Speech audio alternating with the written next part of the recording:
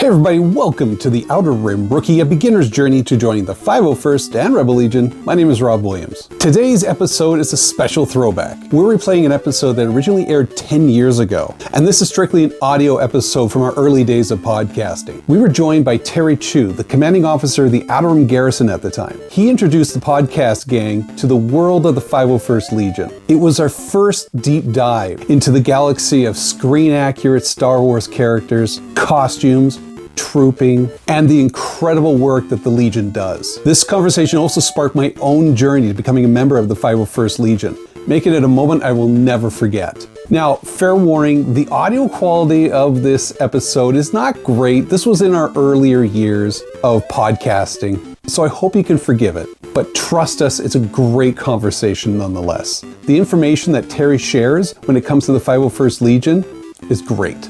So whether you're new to our podcast or you've been listening for a long time, this is a great look back with our connection with the 501st Legion and where it all began for me. So enjoy this blast from the past. Let's go. Join me, and together we can rule the galaxy as father and son. It's Star Wars month, and you're listening to the Generation X-Wing podcast with your hosts, Anil Sharma. Too short for a stormtrooper. Bulin Hassan. I thought they smelled bad on the outside. Josh Whittle. It's a trap! And Rob Williams. You rebel scum.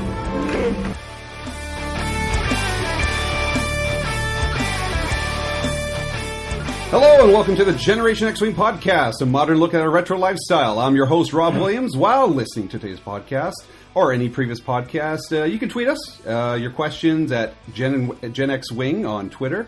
Hashtag fun fact, there you go. And filling up the Jedi Council, it is Josh Whittle. Hey guys, if you're not on Twitter, please hit us up on Facebook at Generation X-Wing Podcast. Like the page, share our posts, comment. We love hearing those comments. We'll comment back. And Bulin, what do you got for us? You can also find our previous podcast, blog postings, extra information, related links, galleries, maybe something I'll throw in extra just for fun, all on the webpage, www.generationxwing.com. If you like to do some shopping on Amazon, go ahead to our website and click on the banner to our page to go right to Amazon, continue with your regular shopping, and it'll just help us support the podcast. And now, the administrator to Cloud City, it's Anil Sharma. Remember, you can always click and subscribe to us on iTunes and Stitcher. Don't forget to give us a 5-star rating and give us a review. We'll read it on air. 5-star ratings help us move up on the ranks and get us to the front page and help expand the Gen X-Wing empire. And now the man who escaped the Sarlacc pit without a scratch, Rob Williams. Thank you. How did you do that? Or the rocket pack? Would you fly I borrowed your ice cream maker. Oh, right. I am going to dress up as Wilbur Hood at Celebration in Orlando. Yes. 2016. We have, it is like Star Wars month. I am really excited about this. So may the 4th be with you. We have a special guest. I think one of our most special guests that we've had ever since Josh left being guest and now became a host. Careful, he might just become we have the commanding officer of the 501st Outer Rim Garrison. Garrison. Terry Chui. Welcome to the show, everybody. This is awesome. You just came into the door. We're filming at Anil's house, so we came through the door, and you just like. We didn't even answer the door, sadly. My dad let him in. Yeah. You must be one of Anil's nerds. That's awesome. Yeah. They're pruning the tree outside. And you came in with like 2 lightsabers, holy cow. Pelican case. We haven't looked in the Pelican case yet. I'm pretty excited. That's for next episode, I think. But today we are going to talk about 501st. I'm excited about this. This is a goal of mine. I decided ever since hitting the Fan Expo. The first time I learned about the 501st was Mythbusters, strangely enough. You see people dressing up all the time, but I didn't know there was an organization until I saw it on Mythbusters. And then I just started to... Was that the Breaking Bad episode? Yes, it was exactly. They would test how far to throw pizza on a roof. Exactly. That's my only Breaking Bad reference I got. You don't even watch the show. I don't even watch the show. You just listen to you three guys talk about it. But it's not Breaking Bad. Okay. It's Star Wars. And so after learning about this, I needed to learn more. And I saw you guys at the 501st, at the Fan Expo. And I got excited. I was just like, there's one in Vancouver. I didn't know there were garrisons. I thought it was just a very small group of people in California. That's strictly what I thought. But apparently there's, like, how many garrisons are there? I don't have the exact number of garrisons in front of me right now, but there's about 7,000 501st members worldwide in over 60 countries. That's the last sort of statistic. And then the number of costumes is like 10,000 or over that. I don't have that number in front of me. So obviously members often have multiple costumes. So and there's you obviously are a lot of diversity. And you are the commanding officer, which means... Basically, I'm responsible for the garrison, which is the group of members in British Columbia. Mm-hmm. And we have members on the island, in the lower mainland, in the interior, and in central and upper BC. Is it just BC, or does it include Alberta at all? Or? No, it's just BC. Okay. So I can talk a little bit about sort of the structure of the 501st. And I would love how that. works. Sure. So obviously, the 501st Legion is a Star Wars charity and community costuming group. And just a little quick bit of history. I guess it started in kind of the late 90s by a man named Albin Johnson. And he and some friends got together and thought, wow, it's really cool, the Star Wars special edition movies are coming out. Wouldn't it be cool if we dressed up in costume and if we were stormtroopers and we showed up and lined up at the premiere and did that whole thing. And they did that. And that just kind of grew and grew and grew, and more friends got involved, and people in other states and other countries started doing it. And then they kind of thought, well, we can do something with this. Like, it's great that we just show up at these events and we're dressed in these costumes, but can we do something else? Can we do something community-oriented? Can we do something charity-related? And then that's kind of just how it grew. And again, that was sort of in the late 90s when that happened. And so it's just exploded ever since. And it's been really, really interesting, for me anyways, having grown up and actually seen the first original trilogy movies in the theater. Mm-hmm. And then now, there's a younger generation that's growing up and they see, the old movies and the new movies and the prequels and the TV shows and that sort of thing. So it's really, really interesting just in terms of the diversity of fans that are out there. Oh, yeah. So the 501st Legion has blossomed, and we are sort of mainly bad guy characters, Imperial characters. There's sort of a sister club called the Rebel Legion, mm-hmm. which is sort of the good guy characters. And the way that the 501st works is we're structured. It's mostly kind of by country. It's broken up into kind of states and provinces too. But essentially what it is if you had one person on an island somewhere that had a costume that was approved, they could start a 501st outpost. And that's actually happened, right? It's like one person, nobody knows what this guy's doing, and he's got a costume and it's approved, and that's, an outpost. If you have 10 members or more, you can start a squad, right? If you have 25 or more, you can start a garrison, right? Cool. So our group in particular in BC started off as a squad, sort of in the mid-2000s, and there were a handful of members, and squads generally sort of fall under a garrison, and a few years later we fell under the Badlands Garrison, which was kind of Western Canada. That was sort of what you described, which is, so it would have been BC, Alberta, and Saskatchewan, that kind of thing. And then our membership sort of fluctuated, and then it grew, and then just last year we went over... we had more than 25 members for a long time. We were around 30 some odd members, and so we were like, hey, maybe it's time for us to kind of strike out and do our own thing in BC. We've got a lot of events now. We've made a lot of connections with charitable causes and community groups, and so we became a garrison last year, and it's exploded. I think just last year? Just last year, wow. yeah. So okay. we were a squad up until, I think, late September of 2014. And then we had 32 members, mm-hmm. and I don't have the exact number in front of me again today, mm-hmm. but we're at like 44 or 45. So, we jumped by like a dozen members in just a handful of months. And that's awesome. It's not, due in large part to just all of our membership and volunteers and things like that really pitch in and help us grow. And I think a lot of people it's for fun, right? If it wasn't fun, don't do it. You shouldn't do it. But we have fun, and I think it's fun to be able to express your fandom and be able to give back to great causes. That's what we're here for. Cool.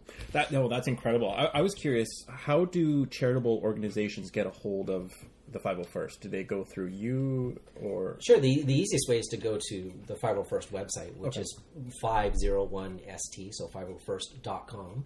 And if you go to that website, you'll find all types of information from, the origins and FAQ and all this kind of stuff. And on the way right-hand side, there's a request an appearance button. And you click that and you fill out a form. Yeah. And it's just your name and your address, what your event is. And basically that sort of goes through the Imperial command structure, right? And it ends up sort of in my email box or somebody, my staff. We have a staff in BC that works together. Wicked. And we look at your request and see if it's appropriate. So, if it's,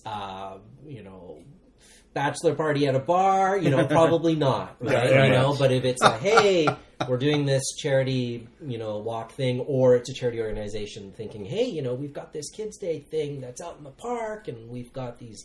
Wouldn't it be awesome to have these characters there? We would basically, take a look at that and assess it and present it to our staff, and then we would agree if we would do it or not. Right. More often than not, we do most events, right? Yeah. But now that we've gotten that much bigger, and there's obviously much more demand because of new movies and this sort of thing, we do have to look at the events a little bit more closely and just pick ones that are appropriate. Oh, that's so cool. Anil. And there's rules, right? The costumes have to be film accurate. Is that correct? Well, yes, in a nutshell, yes. So I can't buy anything at Walmart then. Yeah, it's what the 501st is trying to do, and in our sort of affiliation, we are Lucasfilm's preferred Imperial costume group. I think that's the language they want to use, right? Not the official, the preferred. The mouse wants to word things a very specific way, so we are the preferred Imperial costuming group, and we are representing a brand as well too, right? So. We want to make sure that the quality level is, so when people see us, they're like, wow, that's Darth Vader. Those are stormtroopers. They look like they walked off screen. That's fantastic. They don't want, you in a $5 costume from Walmart that with a half plastic mask that doesn't fit you. What about paper mache? So there are absolutely. I was just thinking there's probably going to be paper mache and some damn fine ones. Yeah, there are no. So how the costumes work is a stormtrooper, for example. So I happen to be a stormtrooper, sand trooper, and I'm fairly well versed in. Really, because you're kind of short for stormtrooper. Thank you. I haven't heard that one. Come on, yeah, I know. I had to throw it. Every time I hear that, I usually say, well, the Empire's lowered their height restriction, and they've been losing troopers left, right, and center, so they're not as picky anymore. I've been waiting for weeks to use that joke. I think we lowered our humor restrictions on this one. I think so. Sorry, go. That's okay. So, say for example, you wanted to be a stormtrooper, you would go to the 501st website, and under the costuming tab, you can find they're called CRLs, a Costume Resource Library. I think that's what it stands for, and they're basically breakdowns of each bad guy character costume that would be accepted in the 501st. So if you look under Stormtrooper, it would say you need a helmet that looks like this, and you need a chest armor that looks like this, and da-da-da-da. There's nothing in there that says it needs to be plastic or fiberglass or paper mache. If you can make paper mache, awesome, and you could apply with that, and we would we would review the costume, and if it passes all the guidelines, it doesn't really matter what material it's made of. Interesting. Yeah. So can you take us through the reviewing process? Yeah. So sure. I come to you with a costume. Right. So you've worked for X number of months. You've got your stormtrooper. It's people don't know this, but Josh is dressed as Queen Amidala right now. Yeah. The white makeup with the red dots on the cheeks is fantastic. It's impeccable. The gold bikini was out, actually. Gotcha. Sorry, I'll give it back to you next week. So you would fill out an application form on the 501st website. Okay. I want to join, and it's your name and all this kind of stuff. That information would go to the Outer Rim Garrison's staff, and in our staff We have there's a lot of acronyms. Just it's a lot of It acronyms. sounds more military that way. Yeah, it's kind of more official, right? Yeah. So that application would show up on the GML's desk, Garrison Membership Liaison. Okay. Right? So he would look at it and go, "Hi, I'm the Garrison Membership Liaison. I'm looking at your photos, and things are looking good. And hey, your thighs are hanging too low, or your gloves are the wrong size, or whatever, right?" So he might give you specific feedback, and then you would need to go fix that and take new pictures and send them in again. And assuming that you've got all of your ducks in a row, it'd be like, great, your costume's been approved. You would have already picked a list of available Legion ID numbers. Okay. So there's a giant list of this harkens back to TK421. Why aren't you at your post, right? So a TK is a stormtrooper. So you'd be TK 1, 2, 3, 4, 5, or whatever it is, the number that you picked, right? And then they get to pick. Yeah, you get to pick the number. You get to pick the number, Oh, wow. That's cool. assuming it's not taken. Yeah. Right? So, Tag and Binks are taken. I think so. Yeah. Do they? I'm sorry. As a little side, do they retire numbers by any chance? They do. So there are different statuses of 501st members as well too. So just going back to your thing. So you've applied, you've been approved, fantastic. You would show up on our web forum, right? And our forum's broken up into different sections. So there's an area that the public can view, and there's an area that members can view. Right. So you'd be like, hey, congrats. You've just been approved, and we look forward to seeing you at our next event. And everyone's like, yay! And then you would get to see our calendar, and you'd be like, wow, we're coming up in 2 weeks is X event, right? I can't wait to meet people, and you just come, hang out, meet people, and Awesome. and troop. That's basically what an event is. It's a troop, right? Sorry, I jumped over. No, I jumped over you guys. I was just curious about the numbering thing. Oh, the retiring, right? So. Someone had sort of asked the question of what does it take to be like an active trooper, like to be a continuing member of the 501st? The bare minimum is to attend one event a year, which is pretty easy, right? So if you're to come out in costume, at an official event, and an official event basically means an event that's on our calendar that we have planned, right? So it doesn't include your office party, it doesn't include your Halloween party at your house. It's we're doing a charity event, we're doing a Lucasfilm event or whatever it might be, but it needs to kind of exist on our event calendar. And then that would be your one active troop a year. If you miss that, and there might be a variety of reasons, you're sick, you're at work, you're sent away in the military on a plane and you couldn't, come back for 6 months, it's completely valid reasons. My wife is a member, she had a baby, we're pretty flexible. You're not getting kicked out. You're not getting kicked out. But, if it's like, and if you haven't attended an event and it's been a while and we're communicating or we're talking about it, there's more flexibility there. If you're like, haven't responded in a year and a half, or you're like, I'm really not into this anymore, that's okay. We can retire your number, and your number cannot be taken by somebody else. So your number would stay with you. So pretty much everyone's there for like Fan Expo. In terms of BC members? For the BC members, I'm pretty sure that Fan Expo is like one of the biggest events that anyone would come out to. It's pretty much one of our biggest events. That and the Canada Day Parade are some of our biggest events. The only reason that we were a few members didn't attend Fan Expo Vancouver this year was because a good number of them attended a celebration, which is like the week after, or a week or two after. So it's just a timing thing or a budget thing, right? So given the choice, celebration, Fan Expo, celebration. How many events do you average a year? I used to actually keep track of the numbers, and it used to be like, wow, we're averaging one a month, and we're 18, 22, and it's like, oh wow, it's like no, sorry, that was like a year, right? Yeah. Like 1 a month kind of thing, and now it's 2, 3, 4. In October 2014, we had 11 events scheduled, Wowzers. of which full-time job. We couldn't do all of them, right? Like we get all these requests, but you just can't do all of them. We post them on our forum, and the way it works is, hey, we've got this event on Sunday. Can anybody come? Oh, I'm working and I can't, and I've got school and I've got a project, whatever. Right. And we're all volunteer, right? So usually what we try to do is say, if we can get at least a couple people, 2 or 3 looks better, right? Right, So yeah. sending one person just doesn't look that great. And There's me as a Jawa standing there. I was just thinking that.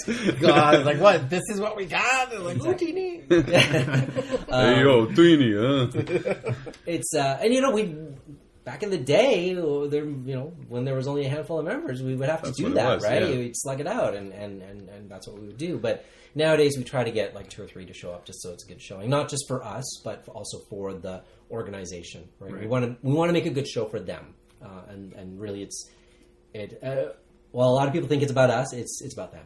Do you guys see enrollment increasing every year now? Because it seems like cosplay is becoming quite a big thing now. Like they have TV shows about it, reality shows about it. Heroes of cosplay, right? Yeah. It seems like now, and of course the superhero movies have brought sort of the Halloween element. A lot of kids are wanting to dress up. A lot of the younger generations doing this now. Yeah. Are you seeing a lot more? Yeah, membership's jumping. Cool. One of the hurdles with the first that you sort of mentioned before is the screen accurate costumes, and it's dare I say, there's sort of been a kind of a stigma of like, oh well, if our first it's pretty elitist, like it's hard to get in, and we're not necessarily trying to do that to prevent members from coming in. It's great, come on in, right? But it's about trying to maintain a certain standard, right? You have to set a standard, yeah. or else anybody can just get in, and you will get it. Lessens the image, the product, or anything. It lessens the brand, is what it Yes. does. If you don't go in looking exactly, because someone could show up, I hired a Spock impersonator, and it's me in blue pajamas, and that's not good enough. But I used to work in events, and we used to hire people to do stuff, and they were like horrible. They go, "Oh, we've got a Joan Rivers impersonator," and it was this, some gentleman dressed as Joan Rivers, and it was horrible. Yeah. He was no good as whoever this person was. Nice person, just did not look like, sound like, or act like Joan Rivers. It was just a man in a dress who'd like to dress up. Good for them. But I'm like, this is not good enough for the. It was a huge event we were running, and it was so bad. So I'm like, I agree with the standards have to be there. Also, you're gonna. You slack when you slack off. It shows. I love how it's a nod to George Lucas in a way, though, because that's back when he was doing A New Hope. That's the quality of the product, and in a way, it's sort of like you're keeping to that standard. Absolutely. And I love that. Yeah, it is important for not only us but the fans to see that. You would think that dare I say it, here we are, we're a bunch of Star Wars nerds and we're really analyzing this stuff and all the detail on the Boba Fett helmet and all this, and it's like 10-year-old kid will you think you're a Star Wars expert, that 10-year-old kid is just gonna, like, I've run into situations where they're like, you're trying to outwiz, and I'm staying in character and I'm wheeling and dealing, and how did you guys, and they're really clever, right? So but yeah, it is about maintaining that certain level of quality. But I would say, don't, to fans, to potential, recruits, or people that are even interested in the 501st in any way, please don't feel intimidated at all. Like, we're some of the most approachable people ever. And the fact of it is we all love Star Wars. That's why we do it, right? So we're not trying to make things more difficult. We are, we'll try to aid you as much as we can through the process. So even I basically get all the emails, info requests from our Outer Rim Garrison website, and I'll get 3, 4, 5 emails a week saying, what do I do? How do I try? And I'm answering each one, trying to guide them along. And if I don't know the answers, I'm passing them along to my staff or people in our garrison that can help them. That's so cool. Get apply and get approved. So right on. You had a question? Yeah. So talking about standards and stuff, have things changed since it's moved over to Disney? Because it's a good question. The in terms of like costume standards? Well, has there been any? Have you noticed a change in the chain of command or anything, or like the standards or anything like that? Lucasfilm is a wonderful organization to work with, and so is Disney. No, they are. I don't completely serious about that. Absolutely, there's going to be some changes because oftentimes there's staffing changes. There are some guideline changes, but they're not really completely way out of left field. Like a lot of them are pretty straightforward. And if before it was sort of if there was like a rule or guideline that was sort of casually, Lucasfilm didn't necessarily state this, but they sort of would prefer if you did A, B, or C, and that was sort of what the Legion sort of told us to do. Now it's like, you know what? Don't do A, B, or C. So, and they're pretty straightforward things. So, if we have an event that's at a fundraiser, we had a fundraiser that was a charity trivia night, right? And it was at a restaurant/bar, right? So it's like, okay, here's one of our rules. You can't take a picture with a stormtrooper with drinks in anybody's hands, whether it's the trooper's hands or the guest's hands. Right. Can't take a picture with alcoholic advertising behind, right? You got to keep it G-rated, right? So, on the chest even with Star Wars, look at this. Exactly. Kids search these things. These are going on, photos are going on Facebook and that sort of thing. So it's, no, blaster to the head type, basically keep it G-rated, right? So it's kind of use common sense. This is also a reason why you guys, and I've seen the 501st, we saw them at Emerald City last year, and we've seen them at WonderCon, and they would bring backgrounds.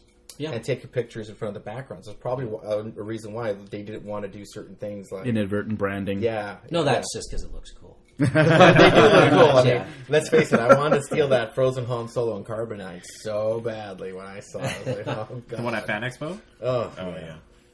So my question's on the charities now. So do you guys stick with one particular charity, or do you is it at the request of the person who's I don't know how to say the event recruiting requester, you? Requesting. It's sometimes it's the event requests can come from all over the place. So sometimes it's the charity organization themselves. They might hear of us from a friend of a friend of a friend, or they saw us, via another charity and thought that we could bring something to their event.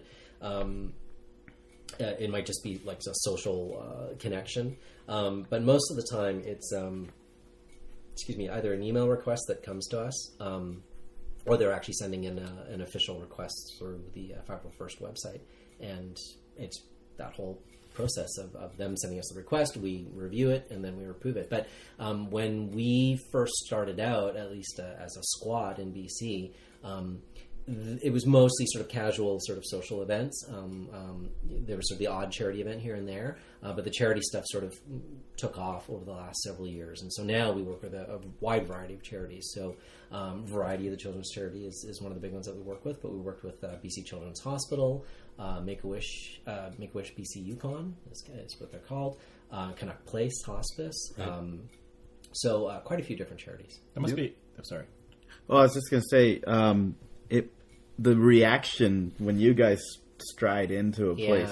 I mean, tell us a bit about that, because sure. I figure you got if you got a kid, you walk into Children's Hospital, and a kid's not a Canuck fan, they're not going to care that Henrik Sedin shows up. Sure. But when Darth Vader and a bunch of stormtroopers show up, everybody loves that. I'll tell you two really cool stories, and they both happened at BC Children's Hospital. So this is back in, I think, 2010, and it was our first time we were invited to BC Children's Hospital. And BC Children's Hospital is really strict. So it's a hospital, right? There's a lot of personal stuff going on. So you have to clean your armor extra good? Well, it's not even. It's just they don't allow outside groups. Like you could be like, hey, I'm a Batman I would love to come in. It's like, no, we don't know who you are, unless you're affiliated with something official, and we can check it out, right? So you have to have a police background check done. We usually, when it comes to like hospitals, medical services. Yeah. Like I actually have, because I've done volunteer work for I've done volunteer work for schools and community groups and that kind of thing. But absolutely, we have to be safe. The organizations have to be safe too, right? So I knew somebody that was associated with the hospital, and they were having their annual Halloween trick-or-treat parade. So this is a trick-or-treat parade that goes through BC Children's Hospital, and it's just for the patients and their families, because they might not be able to leave the hospital for Halloween. So the hospital brings Halloween to them. And so it's mainly gathering everybody in the lobby, and all the kids that are at the hospital at the time, they get to trick-or-treat by going to the different nurses' stations, and they weave their way through a wing of the hospital, and then they come back and they do photos. And they've got some different it's fun because you see the staff dressed up, and it's the hospital executive, so and so, and they're dressed up, and the kid's doctor's dressed up. It's fantastic, right? So they said, okay, can you come in, and who can you bring? And so we went on to our forum, and I posted the event, and At the time, it was myself as a sand trooper, another sand trooper, and Darth Vader. So our Darth Vader, one of our Darth Vaders is quite tall. I think he's like 6'4" in socks. So with boots and helmet, we're 6'7", 9 or whatever. He's like, just as asides, like we've done events for Lucasfilm and things like that. We've actually had to resubmit our own photos to get them reapproved by Lucasfilm. So that not just our first photos, but like reapproved for Lucasfilm events. So he's one of those guys that's like a go-to Vader, right? So anyway, so we get to the hospital, and great, there's a changing area upstairs, and it's up a few floors, and then so the kids and the families are gathering in the lobby, and there's about 300 kids in the lobby, and the staff hasn't told anybody that we're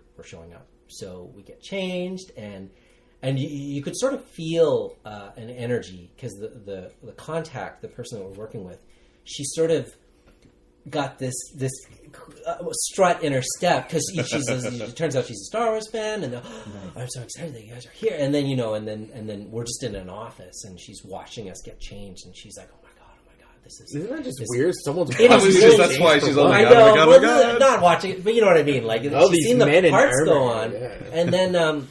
It's like, okay, and there's I should speak to this when you were talking about cleaning the armor and things, right? But there's very specific rules, right?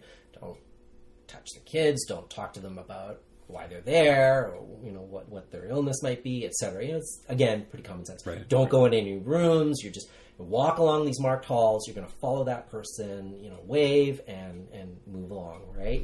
Move along. And so we're all dressed, right? And we're most of our stormtroopers in our garrison have like voice amps, right? So it's like the full on you're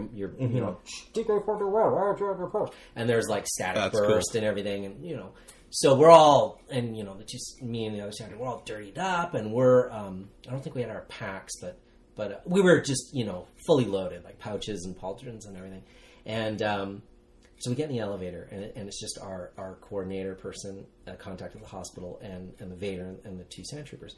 We go down the elevator, and it's like you can, the music in the elevator, and we had no idea what to expect. Right? They told us, okay, some press might be there. They're going to take some pictures, and and the door opens, and then the coordinator, the contact walks out, and then the two sand troopers walk out, and then Vader walks out, and you see every head, like 300 heads, just turn at the same time, and it was silence, because they're all like, and then it was, and then you can literally hear like this gasp of, because they were just like, wow, like Darth Vader and stormtroopers are here right now. And they just changed things up. Like the response that we were getting from the kids was amazing. So they were like, to the front of the parade. And so we're leading the front of this parade through the hospital, which is like the coolest thing. And so the staff was freaking out. The kids are freaking out. And then, previously I was just talking about, don't go in the room. Stay in the hallway. Don't, right? The nurses were running ahead to rooms of kids that couldn't come out because they were in specific wards. And they're like knocking on the doors, and they're like, waving them, you gotta come to the window, you gotta look at the, and we'd walk by, and the kids were just losing their minds, and that was probably one of the best experiences at a hospital. The second part that I'll just mention with that is again, it sort of brings us back to why we do this.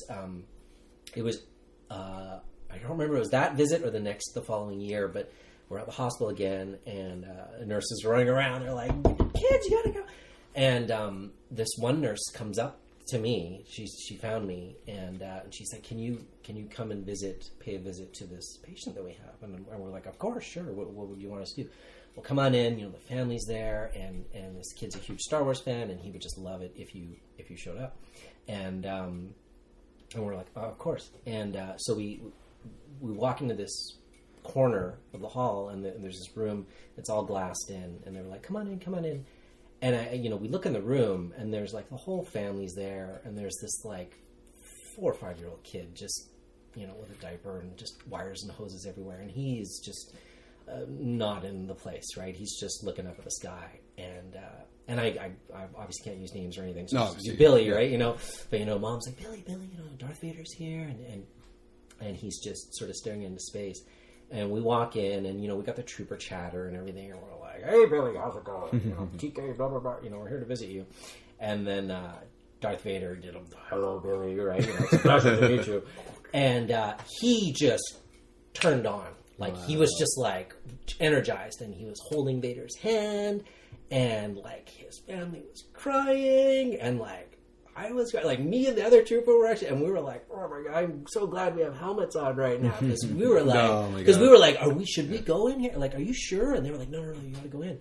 And to get that reaction, and we sort of, we were hamming it up, and we were like, oh, the Force is strong with this one, and all this, and then we laughed, and, like, we were so drained after, like, we finished off the parade, and we were so drained after that, right? And, like, all of us at the same time, we were like, that's why we do this, right? That one moment right there. And that doesn't happen all the time. It doesn't happen often, but it's like, if you can bring that smile to, one kid or an adult or whatever, because they're a fan and they're so appreciative of what we do, it's like, it makes it totally worth it.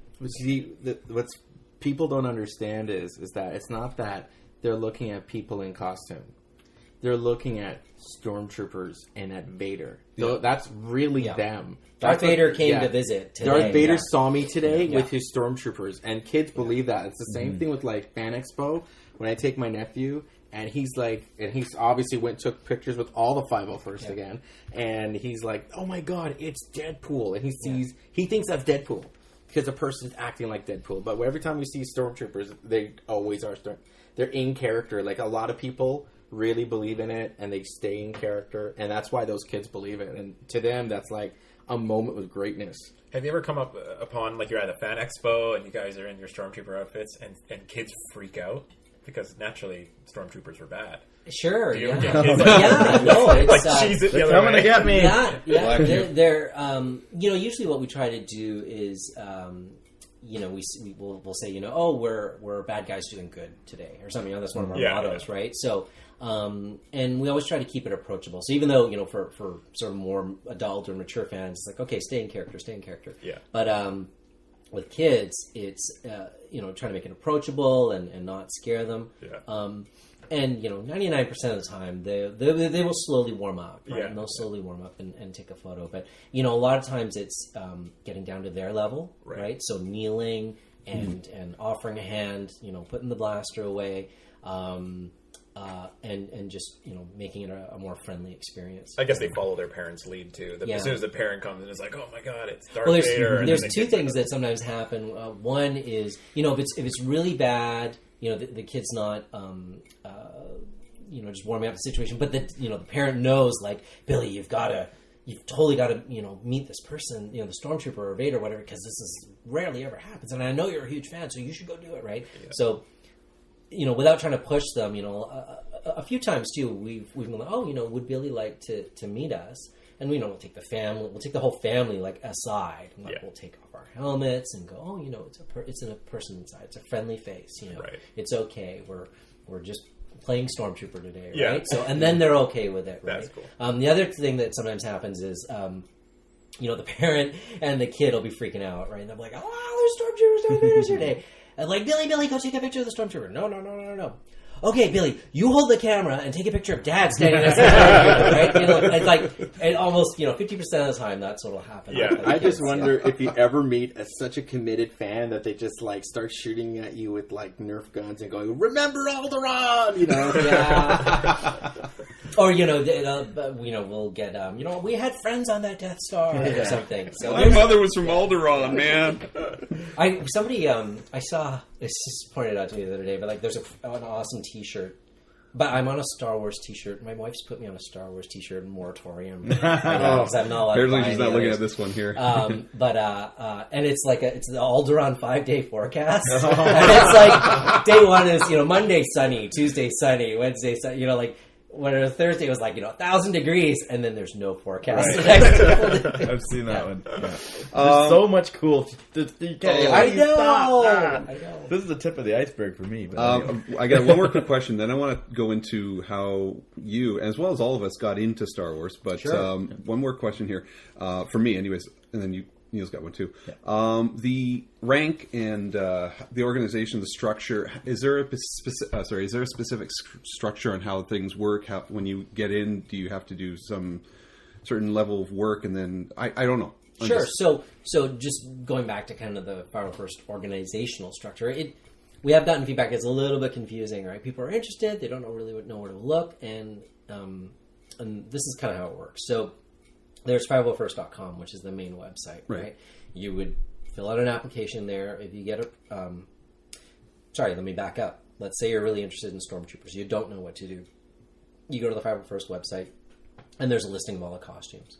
And the costumes are grouped in such a way that there are specialty sub-forums or other forums dedicated to that costume. Gotcha. So if you're like, I really like Stormtroopers, that's cool. Oh, look, there's a... and all these groups are broken down into what they call detachments, right? Send a detachment down to retrieve them, right? That's where that comes from.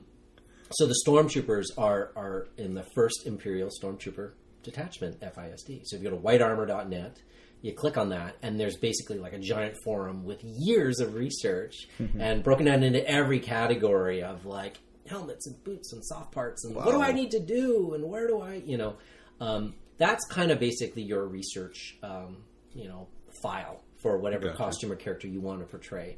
So after you've gone there, you've visited, you've researched, you've made stuff, you've sewn stuff, whatever, you've gathered your Stormtrooper together, you've built it, you put it together, you take your submission photos, you fill out your application form, you send it in.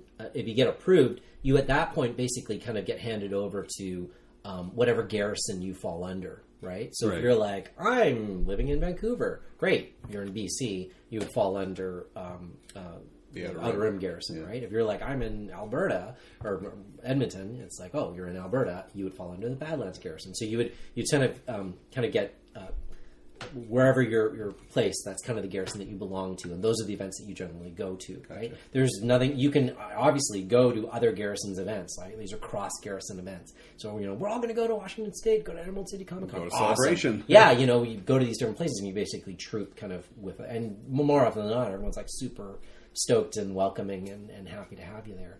And then in terms of like the rank structure, if you're a member of the garrison, you are a Stormtrooper.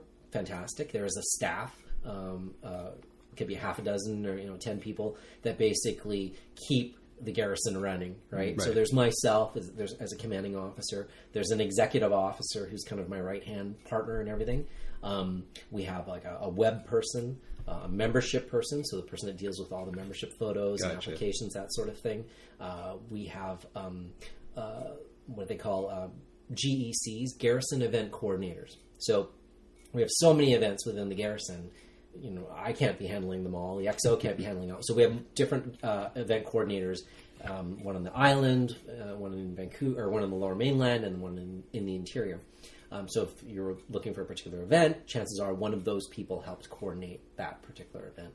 And then there's other sort of staff members too. We have PR people, we have charity reps, we have a merch officer. So when you join, you're gonna, you have access to like a lot of cool 501st swag, right? Or stuff that's very specific to your garrison. Cool.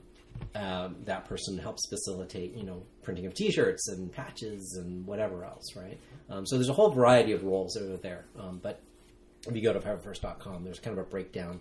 There's like this giant organizational chart when you click on it. It's like, this giant spider web of stuff. And again, don't be overwhelmed by that. It's like, really, I'm just what feeling you a need to little know is, overwhelmed right now just listening to it, but I have a feeling there's a lot of people who are very supportive in helping you out and trying to find the stuff, even because I'm hoping there's like somebody who can help me, not just here's the website, go at it. I'm hoping there's some sort of direction, like, Billy can help me out.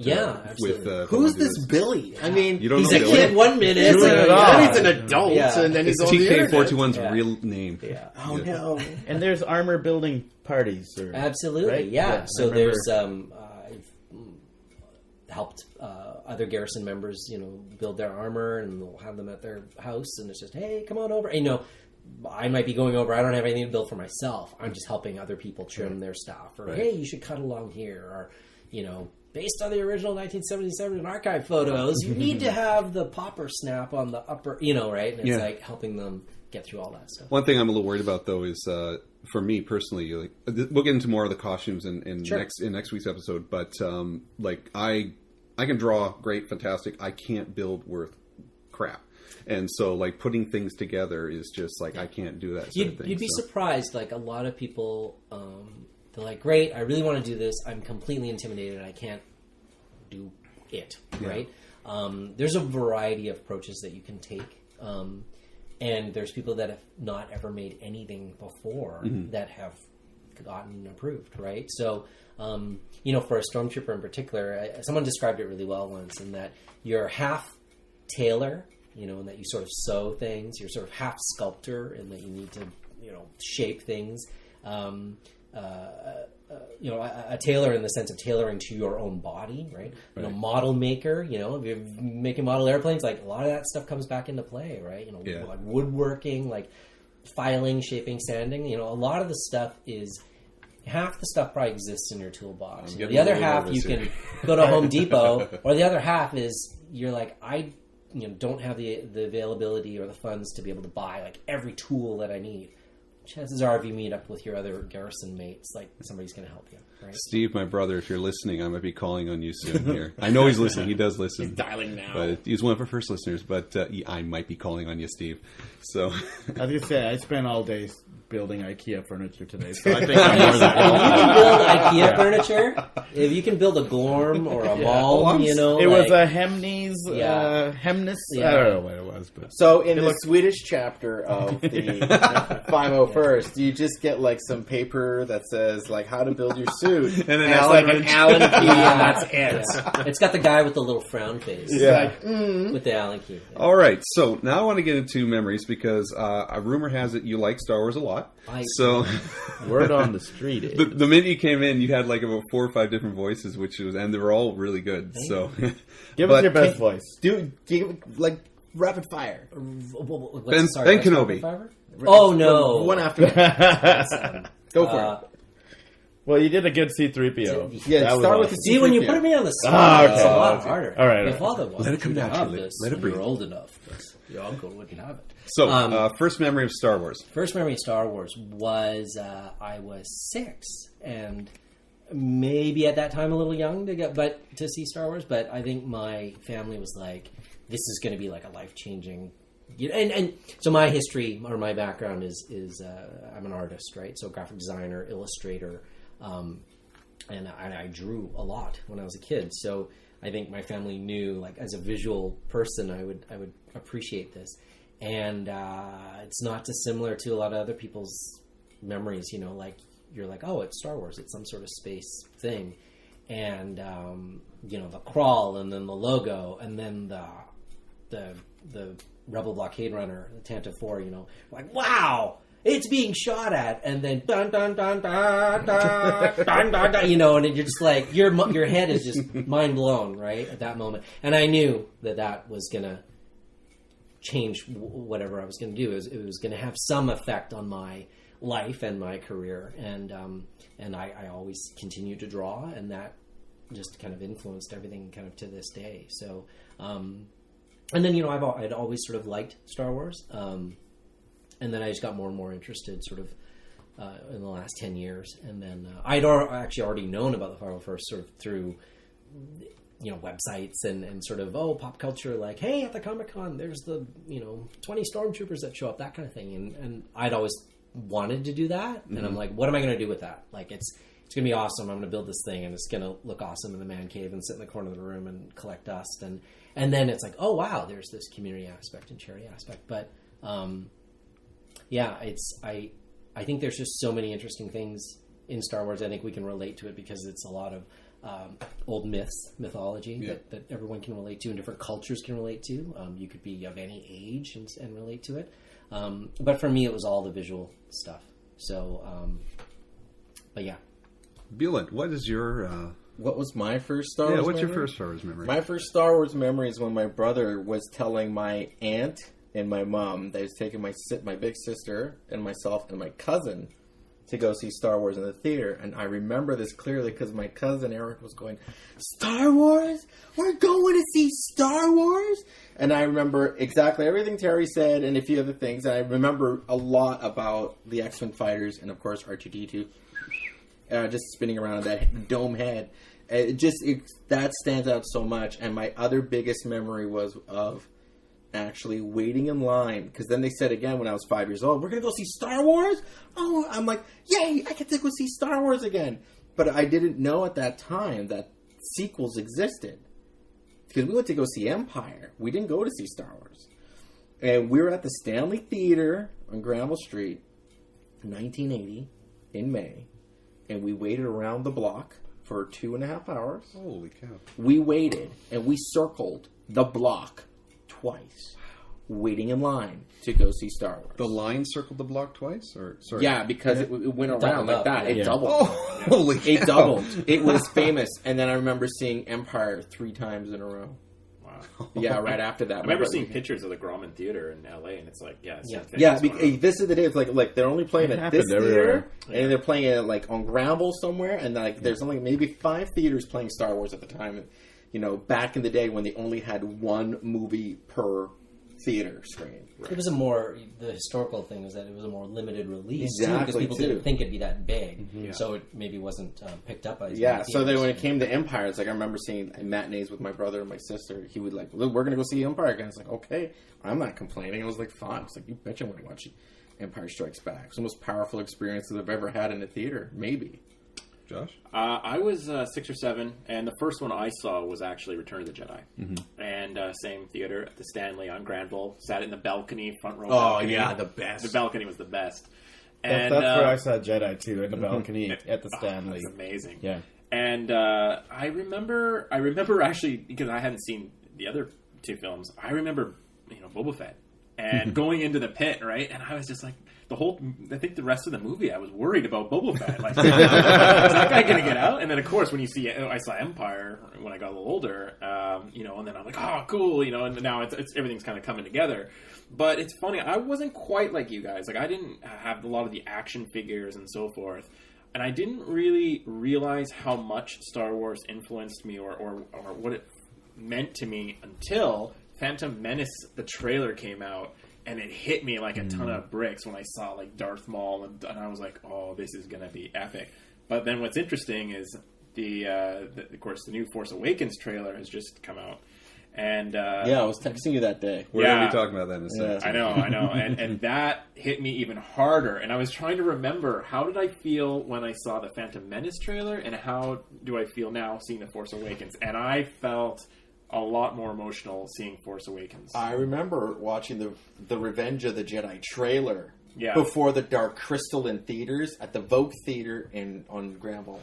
And man, I'm telling you, when it said Revenge of the Jedi, Star Wars, like, oh my god, Star Wars, oh my god, it's Luke. I was like, oh my god, as a 6-year-old boy, like watching that trailer, I was like, oh my god, I have to live for this. Yeah. You know, and it hits you. Like, nothing moves you better than a Star Wars trailer for some reason. Neil? 4 years old, and I saw... Oh, first of all, I'm just amazed you remember a lot of stuff from 4 years old. Holy cow. My earliest childhood memory was... It was in Happy Valley? No, not Happy Valley. My earliest childhood memory is when Elvis died, but my other one is... Really? Oh, yeah. Yeah, I was crying all day because Elvis died. My mom was like, why are you crying? Because Elvis died. Okay. Wow. I don't know. Apparently I liked Johnny Cash when I was like 4 years old, too. I was a weird kid. I know. Kid. Weird kidder. He was smoking, too. Yes. Sideburns. Or the shag carpet. 4 years old, we were in San Francisco, and my cousin took us, and we sat in a balcony. I remember that. And it was, when you're 4, it's just kind of colors and shapes. I just remember desert. I remember the cantina. Yeah. And it was like, whoa. Green, I probably didn't remember names, but I just remember green guy gets shot, walrus guy gets his arm cut off, that guy's a jerk, and he's got some death sentence on 12 feet. Yeah. So I just, but similar to what you were saying, Terry, like it, the profound effect. I imagine it's like when the Blue Jays won the World Series. Now there's all these Canadian baseball players in the major leagues, right?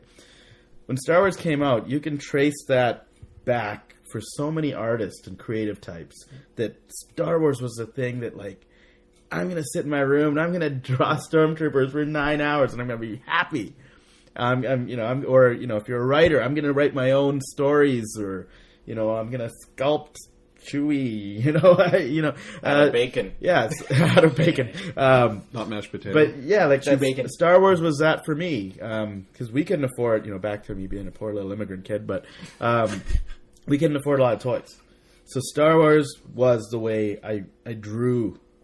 I would draw Stormtrooper, I'd draw Vader, I'd draw Luke, and then you'd get the red pen out and go pew pew pew pew, and that's right. And draw the explosion and stuff. That was my creative outlet, and that's how I became an artist. And so there you go. We're all artists at this table. It's because of Star Wars we all became artists. Really? Yeah. Yep. Rob? I've kind of told a little bit of the story already, but I don't... Back in Happy Valley. Back in Happy Valley. I got my own harp music now I've entered into here. That was awesome. It's great editing my own stuff here.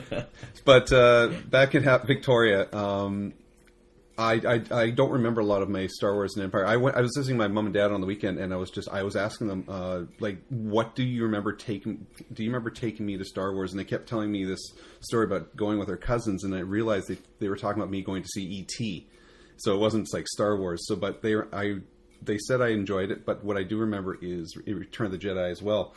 I was about 11 or so, and my brother went with me, and he hates me telling the story probably, but we go there. But I remember going in, with the red carpet and the red curtains, and just they had the music playing, the Ewok music playing before you enter. It was really cool because I was listening to his music, and I remember preparing for the movie. I guess Mom had told me beforehand, and I had this either coloring book or comic book or something like that, and there was pictures of other things in here because I guess I saw it late because everybody has already seen it by now, but going in there, hearing the music, and I was excited. This music's part of the movie. I just started recognizing things were going to be part of the movie. It's going to be awesome.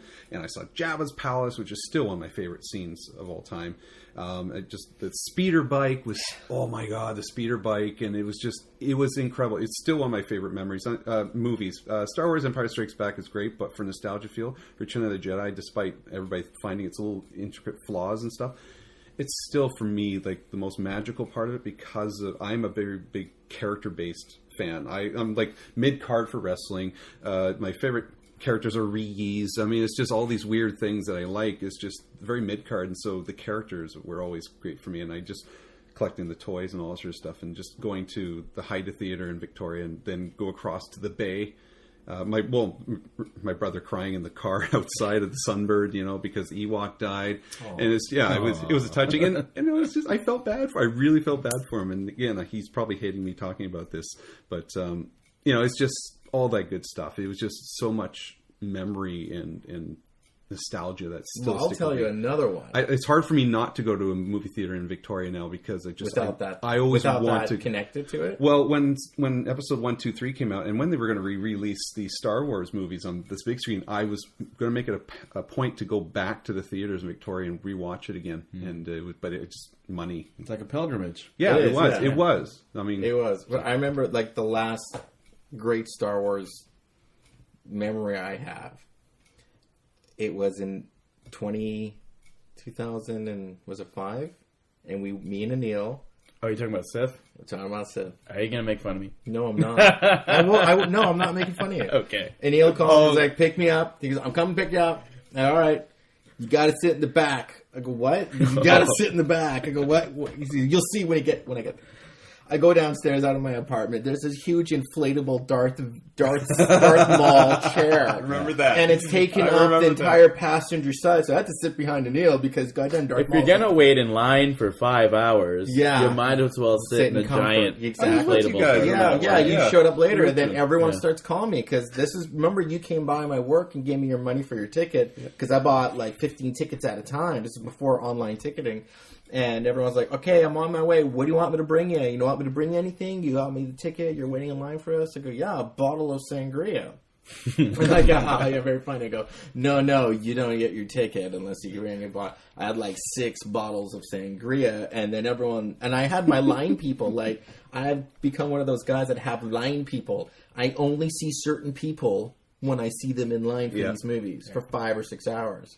So we ended up being with my line people. They go, do you have liquor? I go, well, I have sangria. It's like, I'm bringing some cups. So then me and like 30 people are drinking sangria. And, you know, there's the lightsaber fight. Remember the lightsaber fight we had? Yep, that was we should show that. I have the pictures and all that sort of We have some other pictures, But for Sith, we had this guy show up with these, like the lightsabers that we have, the prop ones. And they're like, here, try this out. And I go, can I hold this? Because it had this weight to it. You know, the real sabers have real weight to it. And they start to do the spins around my back and my shoulder. And the kid goes, stop right there. And he ran away. And I'm like, what's going on? And then he comes back with like 4 or 5 guys with cameras. He goes, he can do the Anakin move from episode 2. You do it again. So I start doing that again. I'm like, okay, please take this from me because I don't want this to go on YouTube. And I don't want to be the next Star Wars kid. So what happens is this guy goes, one more time, man, just for me. And he came back with his camera. And I'm like, oh my God. So then we go into the theater. And then, of course, what happens? Do it again. You're doing it inside. We're doing it inside in the theater. You basically became George Michael from Arrested Development. Exactly. I was exactly George Michael. That's where Darth Vader pinched my wife. Yeah, exactly. He was wearing a Walmart costume. He was not part of the 501st. Yeah, and then I took a picture with Darth when I was going to take a picture with Darth Vader. I have the photo somewhere, and I creep my leg to make it look like I'm humping his. That's one, yeah. And then all I have is this picture of Darth Vader turning and looking at me, really angry. So we watched a movie and everything, right? And then we all get outside, and we just crowd all outside. And we get our group and we huddle, and we're like, "My God, that was it. We've done it. Yeah. That's it. That's it." And then Neil comes up to me, and I'm like, "Dude, you okay?" He goes, "I don't know what's wrong." I was not okay. I was pretty not far from okay. okay. And I'm like, "Dude, are you okay?" He's like, "I'm crying." And he goes, "Why am I crying?" And then Neil's like, "Seriously, I don't know why I'm crying." I couldn't stop. He couldn't stop crying. It was over. It was over, and I'm like. And I said that to him. I said, because it's over, but we're together doing this. Yeah. It's over. It's funny you mentioned that because I remember talking to other friends that had gone to see it, and what'd you think? Oh, well, it was a good wrap up, and or a good wrap up to that trilogy leading into the next one, right? Mm-hmm. But then they were bummed, and it's like we couldn't really put our fingers on it, but it was like, okay, George is done. That's it. No more. That's it. That's it. This pre-Clone Wars, pre-anything else, really. It was like, this is done. That was the story he wanted to tell. He didn't want to tell any more after that. Yeah. And the fact that Disney bought it, I remember Josh texting me that day. It's another Star Wars moment. Josh texts me out of nowhere, and he goes, Disney just bought Star Wars. I was having lunch at Jambo Grill upon Joyce there, and with my buddy Brian, and I'm like, are you kidding me? They're going to get the comics back to Marvel. They're going to make more movies every year now. Oh, that's our time, guys. But it's like, But we have so much more to say. See, that's come naturally. Yeah, there you go. Should we talk trailer really quick? Let's talk trailer. So 1 minute. I'm going to lead into that trailer part. We're going to roundtable that, okay? Yeah. So Josh texts me that. I'm like, oh my God. I go, this is what's going to happen. This is what's going to happen. This is what's going to happen. I remember talking with Brian that lunch, and he goes, who should make the next one? I go, it's not going to be George. He said he's done. They're not going to come back. Well, who should make it? I said, the only guy who should make it is J.J. Abrams. But he's making Star Trek, so it's never going to happen. And amazingly, it's happened. And then we are at the point where we are now. The trailer was released like over a week ago now. Actually, still technically a teaser number 2. We haven't teaser seen number a 2. trailer. No, that's not even a full trailer. The Avengers is may have a fuller, more reveal. Nice. I don't know. I will see. But as far as I know, is that the first thing they gave, the taste that they gave, they had to give a taste. This is the more aperitif type of thing. It's more of a full spoon feeding. It's like the tastiest spoon. Full of food I've ever had. And you know what? I'm not full, but I'm fulfilled for dinner later. You know what I mean? And it's like, holy smokes, that trailer, the teaser number 2, knocked it out of the park, and is the best marketing I've ever seen in my life. A guy who was cut movie previews myself. This is, I swear to God, they're programming me to just accept that this is a new Star Wars. This is the Star Wars you remembered. And Luke isn't, who's Luke talking to? My father had it. Are we sure it's Luke? Yeah, it's Luke saying it. It's a recut from Jedi with the extra line added to it. No, it was filmed. It was like done for it. He's repeating the same lines, but like when he's talking, who's he talking to? Yeah, who's he talking to? I was like, who's he talking to? Because he says it on black, and he's talking to you, and you have that power as well, and that's who he's speaking to. And then when you have Chewie, we're home. It literally said, we've come back to what you love the most. Chewie, we're home. You're home. The audience is home. Welcome back to what you loved. And it's like, oh my God. I was just like shaking when I saw that. I yelled an expletive in my house. Everyone's like, what's going on? I was like, I just saw something fantastic. I speak like that at home. Very fancy when I wear my cape. Yeah. And then Josh texted me and I said, didn't you see it? He goes, no, I haven't. I go somewhere. Because the internet had crashed. Yeah, it literally. I couldn't see it. There was a joke. Hashtag broke the internet. Exactly. Really there was always a line like, this is going to break the internet. Kim Kardashian. This actually broke the internet. And Josh's like, I'm crying. I watched it twice. I go, yeah, everyone is. Yeah. That's my trailer reaction. It's literally the best thing I've ever seen in quite a long time. But Josh, yeah, I love the teaser. Seeing BB-8 actually, I just loved it. It's real. Yeah, I know. I have you seen that press conference where they bring it out and it's just unbelievable. But just the fact that they were able to make a character that I may even love more than R2. I don't know. You know what? What's amazing is that they made a practical model work practically in camera. Yeah. And it works. And it's actually made by the Sphero company. And Sphero was actually owned by Disney. They're the angel investors for it. And they said, we want you to make this full size for Star Wars. Don't tell anyone. How could you say no to that? Yeah. And how can you keep that quiet? Well, you can keep that quiet because if you meet Disney's lawyers, they're not as fun and lovely as they. I found a patent for. Sorry, did I? No, go ahead. Go ahead. There was a patent for the Sphere droid that was dated 2010 Disney. So they've been working on it for a long time. Yeah, they love interactive toys for children. So whether that's like, I know J.J. Abrams kind of showed like a little thing at Celebrate. Look at this pencil sketch, and I'm not sure who did it. But there's hamsters involved. But it was like, it seems to be, like, I mean, obviously somebody thought of it way back, and they've incorporated it here. So yeah. But your reaction to the trailer? It's fantastic. I was watching the Celebration, like the live feed. I watched live feed as well. Yeah.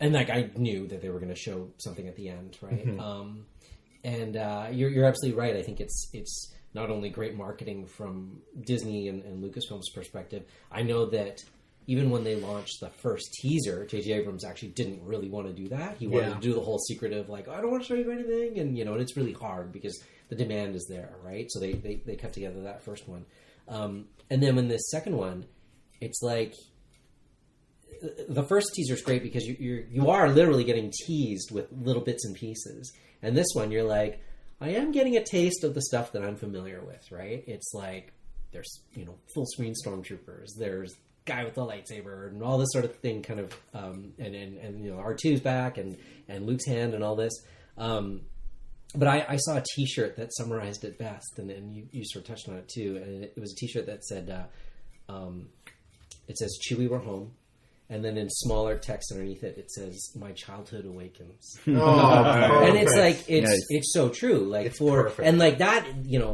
that shirt and just even that thought is like it's like a J.J. Abrams is already pretty much every single one of his movies is like a love letter to Steven Spielberg and George Lucas. Like he grew up making these I love types of movies. So like so good. This was the movie for him to make, right? And I truly feel that like he is literally like one of us. Like if we were to do it, we're like, okay, we got like whatever, $200 million. We're gonna make the next Star Wars.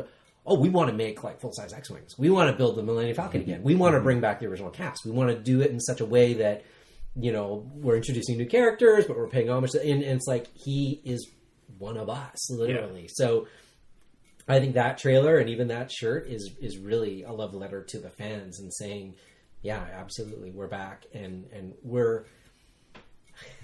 I don't think anyone would ever, at least on the Lucasfilm or Disney side, would ever say this. It's almost like, great, you saw the prequels. these are the follow-up movies that you wanted to see. This is the movie I want since I was 7. Exactly. Yeah. So I think it's great. Even from dropping episode 1, 2, 3, the font, dropping that, just going Star Wars Force Awakens, just going with that because everyone calls it Empire, everyone calls it Jedi. Yeah. So I was, I was of course sitting in front of my computer, and I just, they do the live stream. I forgot about it, and because I was working, right, and then so I clicked on the live stream, and it was amazing timing because it was right when this, it was Chewie, we're home, and I was like, what is this? and then you can't rewind it because of the live stream. So now I'm freaking out. I'm like, where is it? I can't see the first 2 minutes. I'm freaking out. So I'm like constantly hitting refresh. I'm going on Twitter. I'm following this link, and it's sending me down these wild. I posted it right away. It was on YouTube like the second after. Yeah. So this is all happening in my head. Like it seemed like hours. It probably took 4 seconds. Yeah. Right. So then I got it, and then. So I got, I want to watch it right. So I got my projector. I got the projector. I got a subwoofer under my desk. That's cool. Changed into pajamas. Yeah, I turned all the lights off. I said, this is how I want to watch it. Yeah, pretty much. Did your eyes well up? Oh, the goosebumps were huge, and then the just welling up and everything, all the range of emotion, excitement, crying and everything. Nice. And then after I watched it, I had to go and show everybody else. So I ran to everybody else's room, running down like Paul Revere. Oh, pretty much. The trailer is coming. The trailer. And did you ever? It's this thing where it's like, have you guys seen this? Yeah, we already saw it. Let's all watch it again. It's an infectious. But people hadn't because other people were actually working, right? Oh, okay. So you work in one of those places. Yeah. Well, I texted my wife and I said, "Star Wars trailers out. Star Wars trailers out. Star Wars trailers out." Yeah. Send. And she goes, "Okay, you'll have to show me when I get home." No, that's not what I wanted. No, stop working. But yeah, so excited and just can't wait to see what's the deal with like. There's so many questions, right? The big chrome stormtrooper who I think is Gwendolyn Christie. Gwendolyn Christie, yeah, from Game of Thrones. What's Kylo Ren gonna do with that funky lightsaber and just? But I mean, was there anything cooler than just that?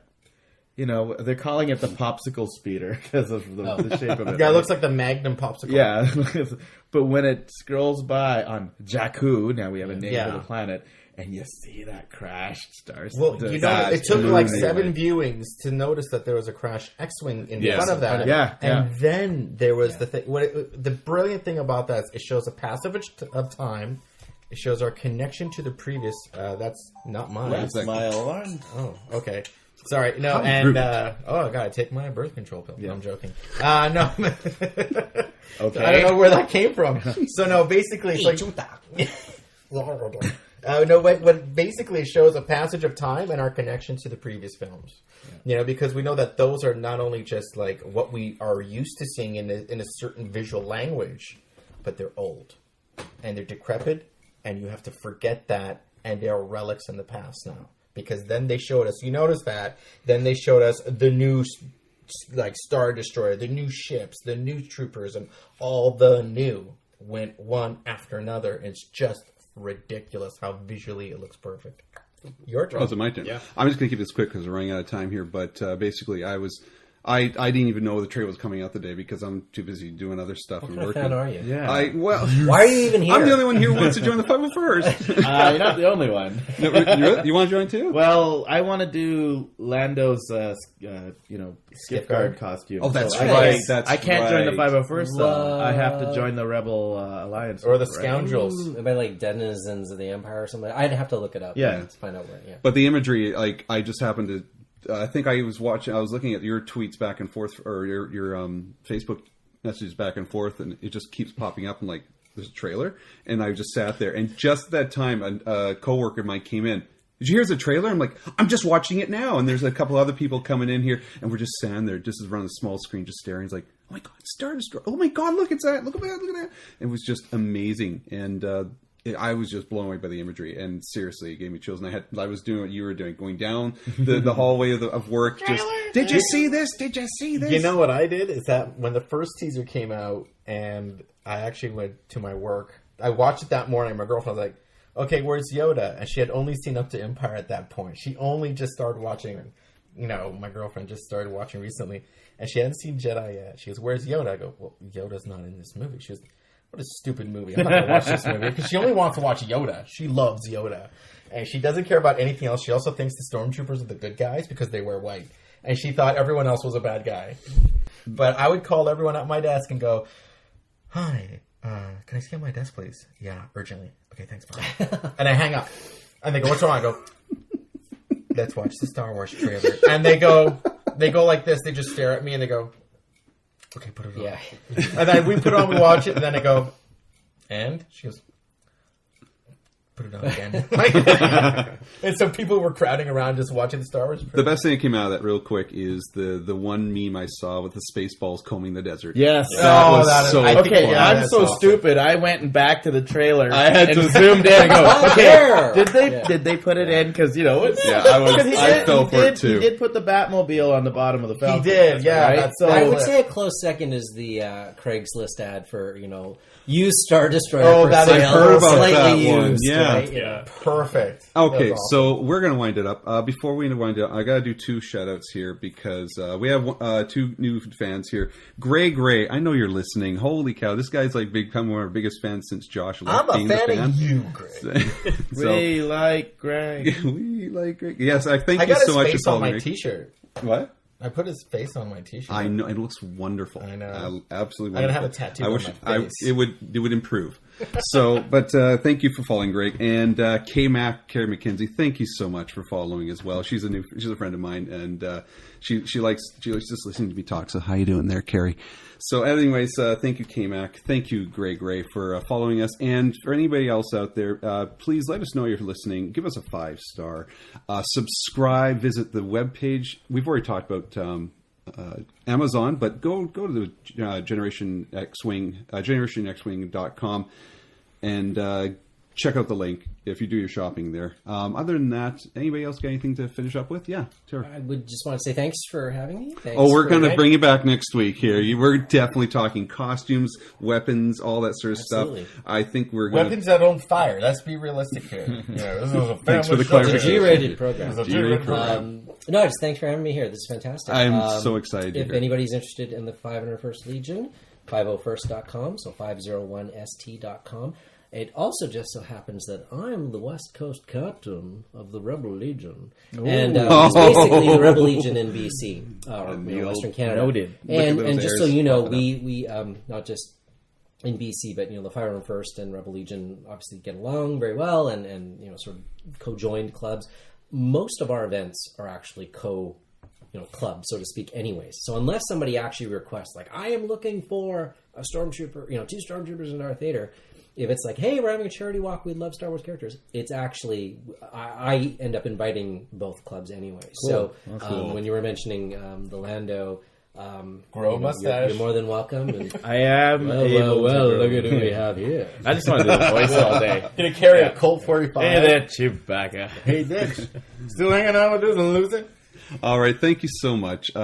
Excellent. So sorry, go ahead. Sorry, one Terry. more thing. Yeah, If you're sorry, just Terry. interested in the Outer Rim Garrison, outerrimgarrison.com, OUT.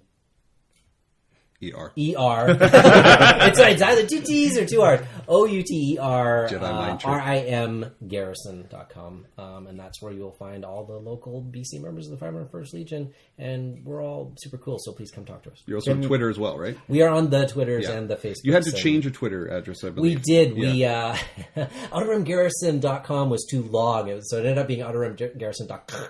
So it's Outer Rim 501st. Yeah. So that's what it is. So if you were following the old one, please follow the new one. I've already done that. I was on top of it right away. I've actually got links on to the blog. Yes, we're going to posting put with all this. the links. All and the everything. links, Yeah. relevant links for the Outer Some Rim pictures. Garrison. We're going to put pictures up for next week as well. We're going to get everything sorted out. And But, do you know offhand what the next event is that you guys are going to be Yeah. at?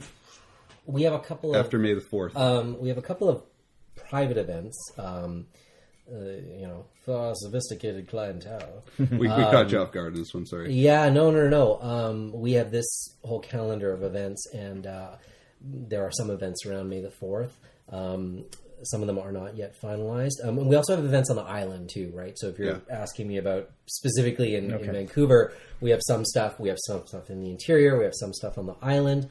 But I'm just looking at my calendar right now, and any minute now. Well, coming up in June, actually, we're not that far from Burnaby, but in June we'll be at the Hats Off Day Parade in Burnaby, which is in the Heights area of Burnaby. Right. Obviously, Canada Day, July 1st, will be a big event for us. We are planning to be at the Canada Day Parade downtown. And, of course, I'm looking at the wrong month. That would help if I actually looked at the... there are a few events on the island coming up in May. There's the Ultimate Hobby and Toy Fair, which is the May 2nd and 3rd weekend. There's a May the 4th event at Chapters in Kelowna on May the 4th. A few of us will be dropping in sort of casually at Free Comic Book Day events here and there, so keep an eye out for us. We have a new convention in Prince George. It's called Northern Fan Con, so it's actually a big deal. The 1st is going to be appearing there. And that's kind of it in the short term. We'll put some more. What we'll do is we'll get a collection. We'll put some links up and a little list of stuff. Absolutely. But anytime there's a public event, come on down, hang out, ask us questions, and it's all good. All right. All right. So that's Star Wars theme month. The music was done today by my little cousin Aram Ahmed. You can find him sound_escape on SoundCloud. I also got his Twitter. We'll be sharing his Twitter feed as well. Yeah. I asked him to quickly do you think you can do something for Star Wars month? He goes, oh, what do you want? I go, maybe Star Wars theme, but just rock with it. And oh my god, it sounds so good. He just killed it. I think we're going to end off with that. So we're just definitely in the follow him at sound_escape on SoundCloud, and follow him on, I think, Sound Escape Productions as well on Twitter. So yeah. And find us on Twitter, Gen X Wing. Find us on Facebook. Find us on GenerationXWing.com. 5-star us, like us. Please put a comment. Spread the word. It does us really good. Tweet us, #FunFact. Other than that, on behalf of our special guest Terry, Hewlett, Anil, Josh, and myself, Rob Williams, we will see you next week. May the Force be with you. Now I can tell you.